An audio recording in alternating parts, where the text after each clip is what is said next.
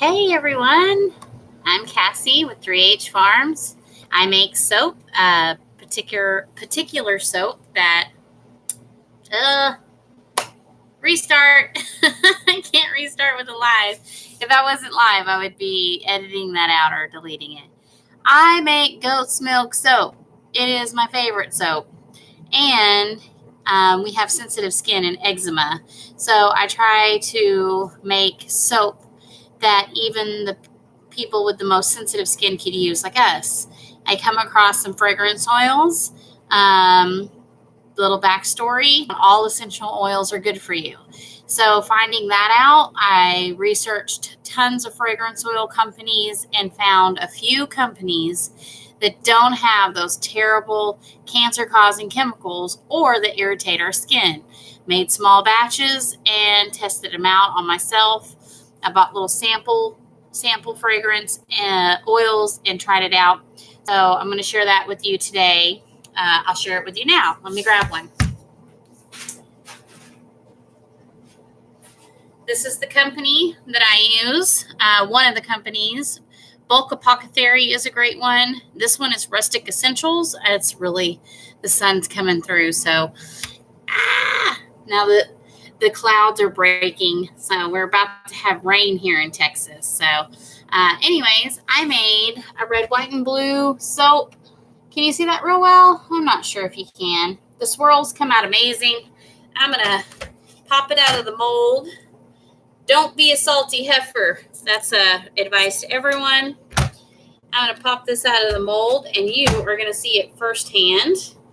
And I think it's going to look good. I think with a Barbershop smell scented soap, it needs to be red, white, and blue like the pole. But I also have lots of veteran friends, and I kind of made this and inspired of them. My brother's a veteran, my uncles, my grandparents that passed. So we have a lot of veterans in our family. So we have to make a soap inspired by them. And this Barbershop 1920s blend is one of my favorite all-time soaps. I think another company has it, and it's called Shave and a Haircut. I didn't know that. That was my original name for this. So, yeah. But isn't that gorgeous? I'm going to take some pictures of that soap. I am super proud of how that came out. So I used the Mad Micas to color the soap. So these are mica powders. And then I split the batch into thirds, and I have a red, a white, and a blue. And then I did a red, white, and blue swirl on top. So I'm just going to take a picture of my beautiful soap. Take a picture of YouTube. Hi, YouTube. From my Facebook.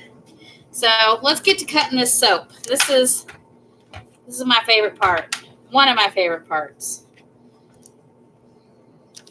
I love opening and seeing how soap come out and cutting the soap. And of course, I didn't bring my favorite soap cutter. Wait, I got another one. I have a favorite one though. One that I use all the time. And I don't see it. Oh no! See, this is what happens during a live when you're not prepared. I'm not prepared for a live. So I get to do like a little dance or something for you. Great. I have another soap cutter. I just gotta find it. I have a pastry one that I like to use to cut them, and it does really good. I have the string here, so I can show you with that. I just don't like it is time consuming. I have to cut this soap, precisely, and if the soap hardens up, the string doesn't work very well, so I have to use it when the soap is really soft. But I'll show you what it looks like with the string that comes attached to this.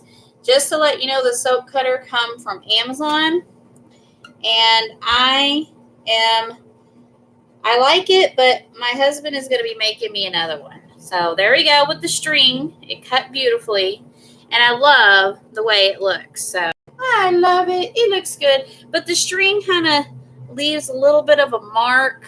Not too bad, but we'll keep cutting with it because I just wanted to show you what it looked like. And also, so you don't get drag marks, you got to clean the string. So you got to clean it off there. Now, we're just going to improvise and use this. I know my other soap cutter is in here somewhere. I am a mess because I got 2 kids home, sick from school. Well, one doesn't technically go to school. He's 4. But I have an 8-year-old who is sick. And I have my other soap cutter usually right here. But I'm not seeing it. I see my gloves. I see my other mold. You can see my mess. You can see what's going on in here. I'm going to lose viewers because I don't have my stuff together. Whatever. Sorry. Hope you screenshotted that. You can screenshot when I do funny faces. Here's another one. Forgot my mold. Forgot my cutter. Oh, crikey. Aw, dang. I'm so sorry. I was trying to run out here really quickly and get this done and show you guys my beautiful soaps. I feel so bad. I've been so busy. So I haven't been able to jump on here and do any more live soap makings. Boy, it's just been crazy busy. But I'll cut some of this soap with the string, even though it takes me longer. I'll just show you what it looks like. And then I have to also lift it a little bit because for some reason, even though I'm pulling it tight, you have to wiggle it. Wiggle, wiggle. There we go. Look how that one turned out. That looks really cool, I think. So the Barbershop 1920s, the soap come out beautifully. Really happy with the way it looks. I have a few other molds that I'm going to unmold and check soap. We have a business summit coming up, and I'm making a lot of soap samples, and I'll show you kind of what I'm doing there. I said I would make samples for 150 business owners, and it's kind of like getting our name out there, and because we're not a big soap company, not yet, but it's a business summit, and I want to get our name out there to all the business owners because business owners like buying from other business owners. There we go. See how it made little marks down there? It's okay. You know what happens when you have the little marks right there? You could get your cutting. You could get something to smooth it out. You could even use this, like this. Watch.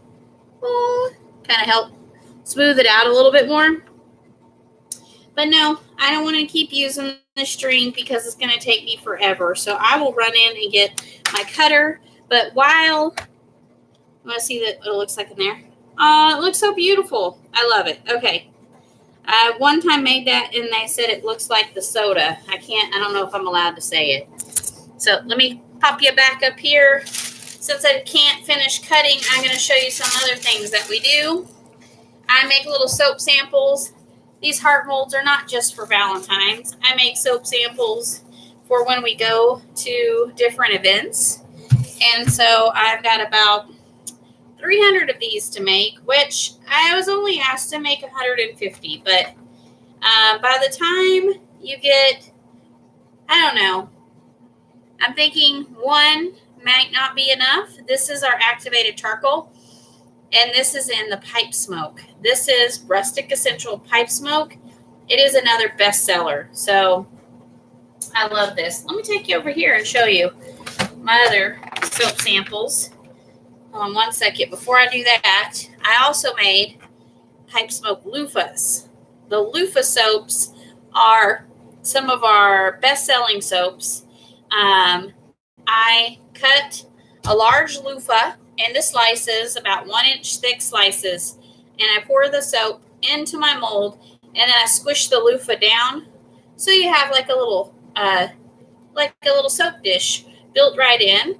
And a lot of people ask if loofahs, these aren't the loofahs that are made of plastic. These are actual grown loofahs from the ground. They grow like a gourd or a cucumber. And we grew quite a bit of these, but these ones are not the ones we grew. So I'll be unmolding those. I got a bar of the pipe smoke, and it come out really beautifully. It looks like smoke, which I'm really excited about. And, oh, that feels like it's ready to cut. And then I'll come over here and show you over here. If you would like to say hi. Oh, thank you. I love this shirt. My husband got it for me for Christmas, so it's great.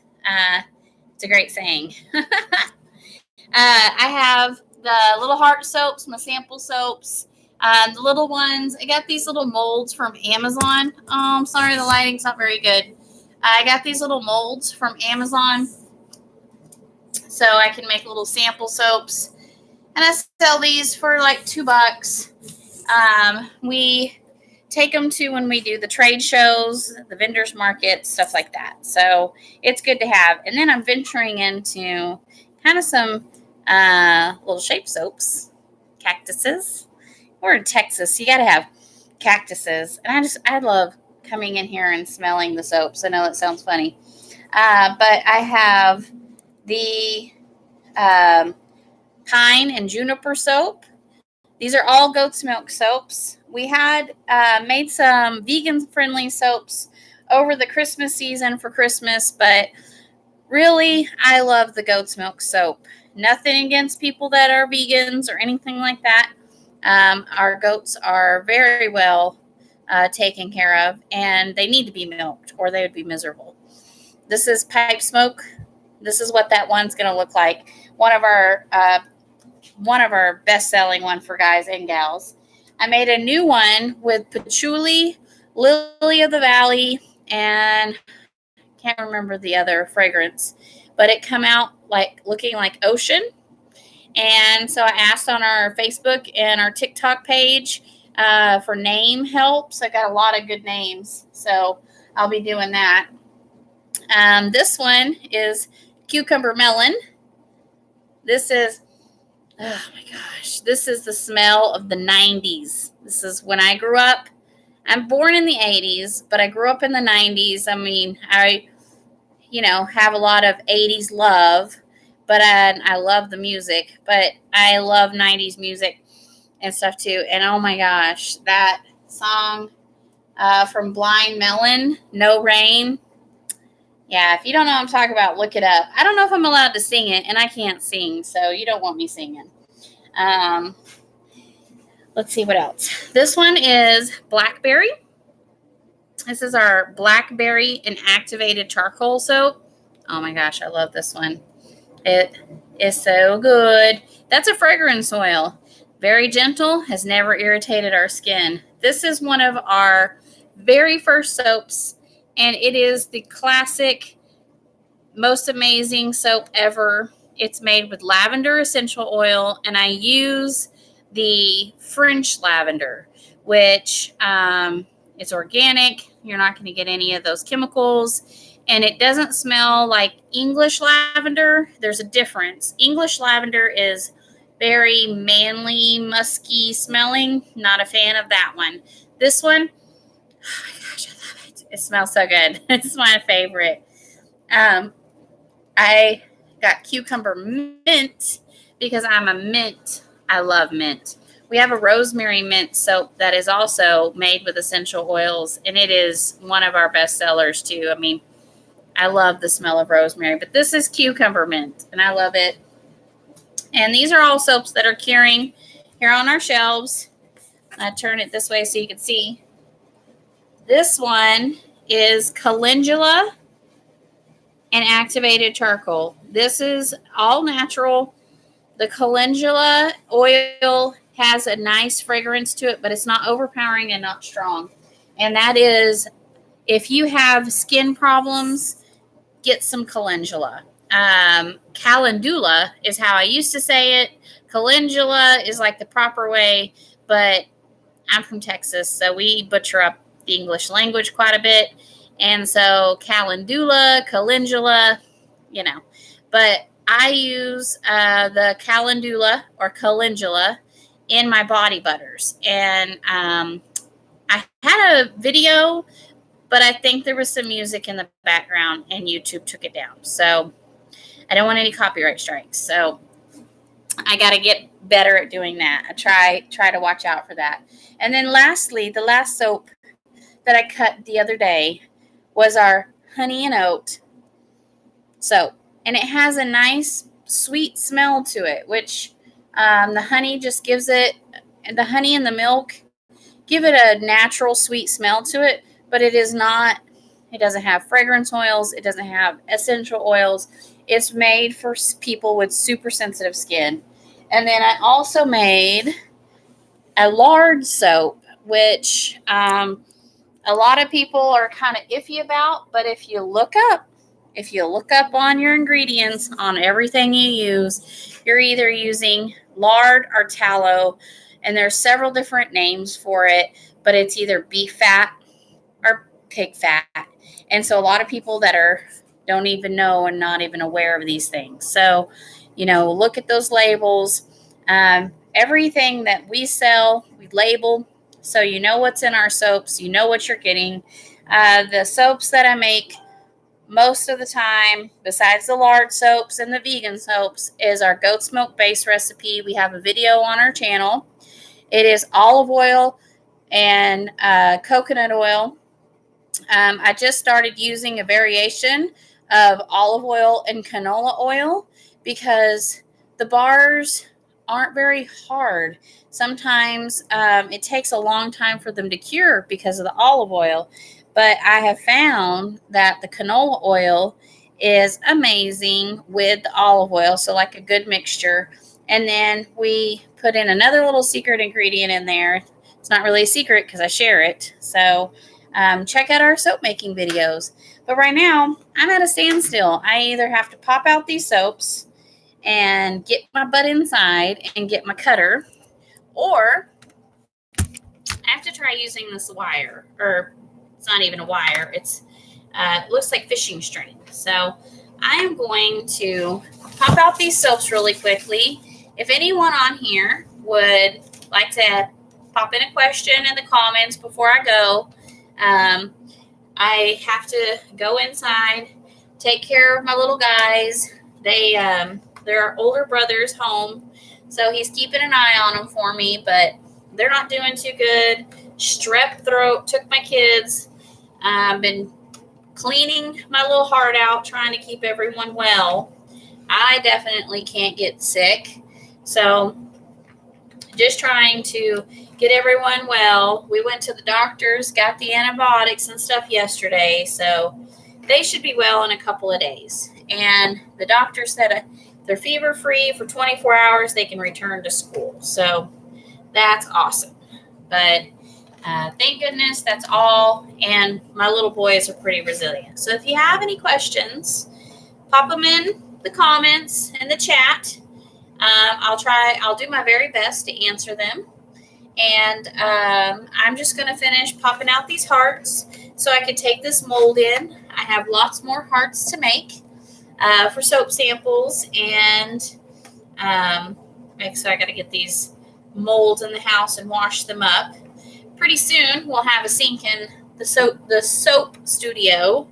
I always want to say soup studio. I do not make soup. I just don't make soup for sale. What else was I going to tell you? Oh my goodness.